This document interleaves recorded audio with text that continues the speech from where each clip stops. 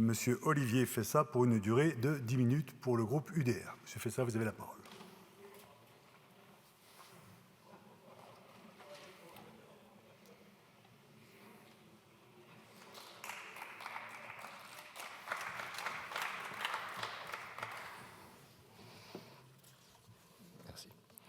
Merci, Monsieur le Président, Monsieur le Ministre, chers collègues. Le vieillissement de la population française constitue l'un des défis majeurs des décennies à venir. Avec plus de 21% de la population âgée de 65 ans ou plus en 2023 et une augmentation constante de l'espérance de vie, notre pays se trouve confronté à une situation sans précédent. Ce défi démographique pose des questions fondamentales. Comment garantir un accompagnement digne des aînés tout en assurant la viabilité des financements publics et en répondant aux attentes des générations futures. Ce défi sera peut-être le défi du siècle. Il doit être traité avec humanité, mais les choix nécessaires qui auraient dû être faits ne l'ont pas été. Le vieillissement en France est porté par deux dynamiques, l'allongement de l'espérance de vie et la diminution de la natalité. D'ici 2030, les premières générations du baby-boom, nées après 1945, atteindront 85 ans. À cette date, pour la première fois, les plus de 65 ans seront plus nombreux que les moins de 20 ans, un basculement historique. À l'horizon 2050, on comptera 7,2 millions de personnes âgées entre 75 et 85 ans et 4 millions de plus de 85 ans, soit une augmentation de plus de 60% en 30 ans. Ces chiffres traduisent un bouleversement politique majeur. Ce vieillissement s'accompagne d'une augmentation des limitations fonctionnelles et des maladies chroniques. En 2023, 7 millions de seniors déclaraient des limitations fonctionnelles et 1,3 million de personnes bénéficiaient de l'allocation personnalisée d'autonomie, l'APA, une allocation destinée aux personnes en perte d'autonomie. Par ailleurs, la prévalence des maladies neurodégénératives, telles qu'Alzheimer, 1 million de cas en 2022, accentue les besoins en accompagnement médical et social. La dépendance représente un coût important pour les finances publiques. En 2017, les dépenses de prise en charge de la perte d'autonomie atteignaient 23 milliards d'euros, financés à parts égales par la sécurité sociale et les départements.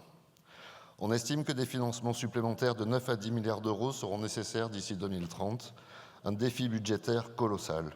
Qu'en sera-t-il pour 2040 ? Comment comptez-vous, avec une sécurité sociale encore largement déficitaire, faire face à ces nouveaux besoins de financement ? Les établissements d'hébergement pour personnes âgées dépendantes, les EHPAD, sont essentiels dans la prise en charge des aînés en perte d'autonomie. Cependant, ils font face à plusieurs défis majeurs. D'une part, un manque de place. En 2023, les 7 333 EHPAD proposaient 596 763 lits, soit moins d'une place pour 10 personnes âgées de plus de 75 ans. Cette insuffisance est accentuée par une inégalité territoriale marquée. À Paris, 4 places sont disponibles pour 100 personnes de plus de 75 ans, contre 16 en Lozère. D'autre part, une image dégradée. Les scandales récents, notamment l'affaire Orpea, dénoncée par le livre Les Fossoyeurs de Victor Castanet, ont jeté une ombre sur ces établissements privés, perçus parfois comme des lieux de maltraitance ou de profit financier, au détriment de la qualité des soins. Enfin, des coûts parfois prohibitifs. Le tarif médian en EHPAD s'élève à 2 043 € par mois, créant un reste à charge moyen de 1 587 € par résident, difficilement supportable pour de nombreuses familles. Face à des EHPAD publics en grande difficulté, quelle sera l'action du gouvernement ?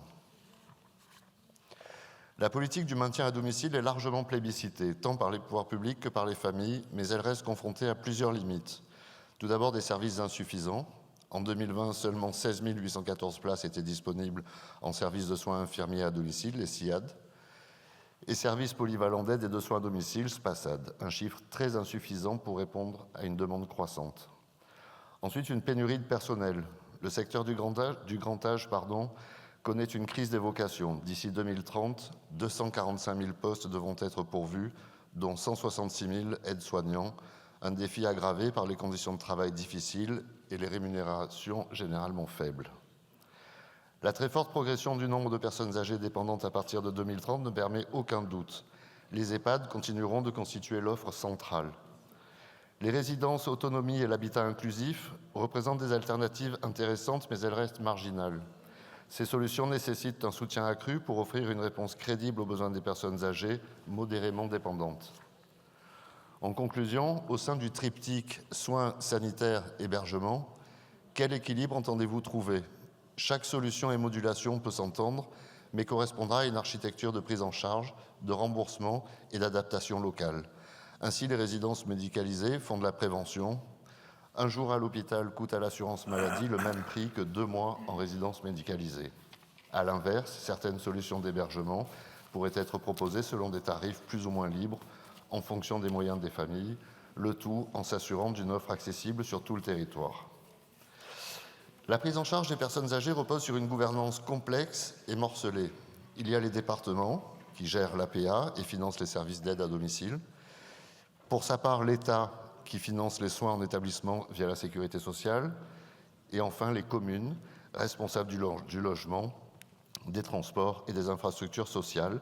Elles se trouvent en première ligne face aux enjeux du vieillissement. Cette fragmentation engendre des incohérences dans la prise en charge, notamment dans les réponses territoriales aux besoins des aînés. Les disparités territoriales sont criantes, tant en termes de services que d'équipements. Les régions rurales et les petites communes, souvent mieux équipées en EHPAD publics, peinent à attirer des professionnels, tandis que les zones urbaines, confrontées à un coût élevé du foncier, attirent plutôt les EHPAD commerciaux aux tarifs plus élevés. Une meilleure coordination entre les échelons locaux, communes, départements et l'État est indispensable pour harmoniser les réponses. Quel échelon, selon vous, devrait être pilote ? Par exemple, les communes pourraient, en tant que responsables du PLU, s'occuper de trouver le foncier et de l'attribution d'une délégation de service public avec le maire ou un adjoint au conseil d'administration. Le département, déjà autorité pilote pour les questions sanitaires et sociales, pourrait être chargé de la gestion financière de la partie soins de dépendance, aujourd'hui aux mains des ARS, mais l'expérimentation pilote en cours étendue par le PLFSS pour 2025 est en train de prouver qu'un autre système est possible. Enfin, pour la question de l'hébergement, plus de liberté pourrait être envisageable. Le vieillissement a mis en lumière une crise systémique dans les métiers du grand âge. Les aides-soignants, accompagnants éducatifs et sociaux subissent des conditions de travail éprouvantes, marquées par des rythmes intensifs et une forte sinistralité. Le taux de pauvreté parmi ces professionnels atteint 17,5%, soit presque 3 fois plus que la moyenne nationale des salariés. Les départs massifs de professionnels aggravent la situation.